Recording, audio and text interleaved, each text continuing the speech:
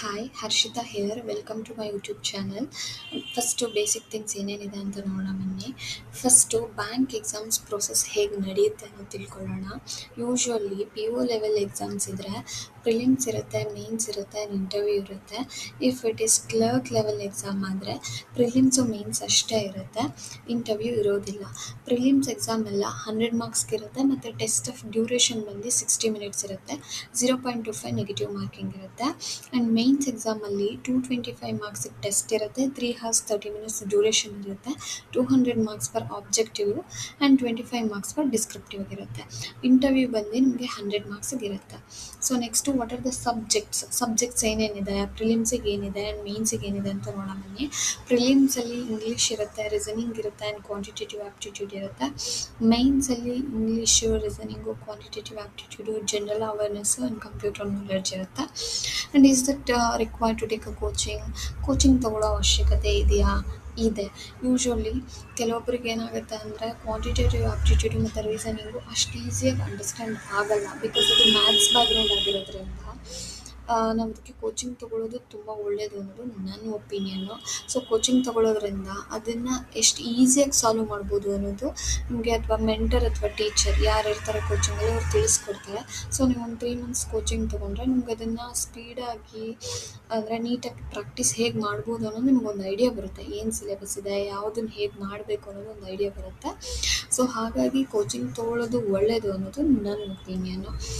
Next ಇಷ್ಟೆಲ್ಲ ಆದಮೇಲೆ how to clear the exam, ನಿಮಗೊಂದು ಕ್ಲಾರಿಟಿ ಬೇಕು. ಇಷ್ಟೆಲ್ಲ ಆದಮೇಲೆ ಹೆಂಗೆ ಕ್ಲಿಯರ್ ಮಾಡೋದು ಎಕ್ಸಾಮ್ಸು ಅಂತ.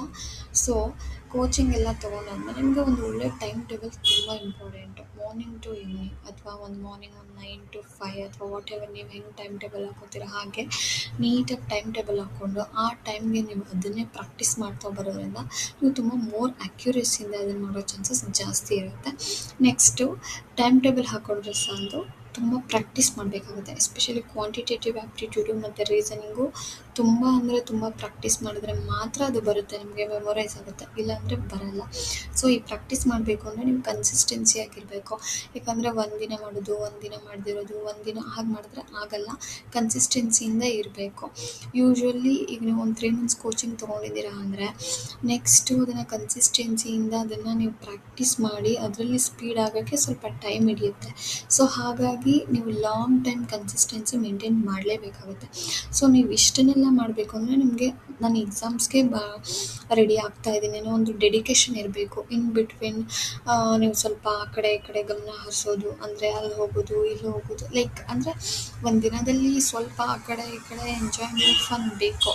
ಬಟ್ 1 week ಗ್ಯಾಪ್ ಕೊಡೋದು, ಒಂದು 15 days ಗ್ಯಾಪ್ ಕೊಡೋದು ಮಾಡಿದ್ರೆ ಅದು ಮೇ ಬಿ ನಿಮಗೆ ಮರ್ತು ಹೋಗೋ ಚಾನ್ಸಸ್ಸು ಅಥವಾ ಎಲ್ಲೋ ಒಂದು ಕಡೆ ಬ್ರೇಕ್ ಆದಂಗೆ ಆಗೋ ಚಾನ್ಸಸ್ ಜಾಸ್ತಿ ಇರುತ್ತೆ. ಟಾಪಿಕ್ಸಲ್ಲಿ ಅಥವಾ ನಿಮಗೆ ಪ್ರಾಕ್ಟೀಸ್ ಮಾಡೋದ್ರಲ್ಲಿ ಸ್ವಲ್ಪ ಬ್ರೇಕ್ ಆಗೋ ಚಾನ್ಸಸ್ ಜಾಸ್ತಿ ಇರುತ್ತೆ. ಆ್ಯಂಡ್ ಇಷ್ಟೆಲ್ಲ ಮಾಡಬೇಕು ಅಂದರೆ ನಿಮ್ಗೆ ಪೇಷನ್ಸ್ ಲೆವೆಲ್ ಇರಬೇಕು. ಯಾಕಂದರೆ ಡೈಲಿ ಪ್ರಾಕ್ಟೀಸ್ ಮಾಡಬೇಕು, ಅದೇ ಕನ್ಸಿಸ್ಟೆನ್ಸಿ ಮೇಂಟೈನ್ ಮಾಡಬೇಕು, ಡೆಡಿಕೇಷನ್ನಿಂದ ಇರಬೇಕು. ಎಕ್ಸಾಮ್ಸ್ಗೆ ಆವಾಗವಾಗ ಎಕ್ಸಾಮ್ಸ್ ಅಟೆಂಡ್ ಮಾಡ್ತಾ ಇರಬೇಕು. ಟೆಸ್ಟ್ ಸೀರೀಸ್ ಎಲ್ಲ ತೊಗೊಂಡಿರ್ತೀರ, ಆ ರಿಸಲ್ಟಿಗೆ ವೆಯ್ಟ್ ಮಾಡಬೇಕು ಅಂತ ಅಂದರೆ ಯೂಶ್ವಲಿ ಒಂದು ಪೇಷನ್ಸ್ ಇರಲೇಬೇಕಾಗುತ್ತೆ. ಇದು ಆಲ್ಮೋಸ್ಟ್ ನಿಮ್ಗೊಂದು ಎಕ್ಸಾಮ್ ಕ್ಲಿಯರ್ ಮಾಡ್ತೀನಿ, ಕೋಚಿಂಗ್ ತೊಗೊಂಡು ಪ್ರಾಕ್ಟೀಸ್ ಮಾಡಿ ಸ್ಪೀಡ್ ಮೇಂಟೈನ್ ಮಾಡಿ ಅಂತ ಅಂದರೆ ಒಂದು 6 to 8 months ಅಥವಾ 1 year ಹಿಡಿದೇ ಹಿಡಿಯುತ್ತೆ. ಅಲ್ಲಿ ತನಕ ನಿಮಗೆ ಅದೇ ಪೇಷನ್ಸ್ ಲೆವೆಲ್ ನಿಮ್ಗೆ ಇರಲೇಬೇಕಾಗುತ್ತೆ. Thank you.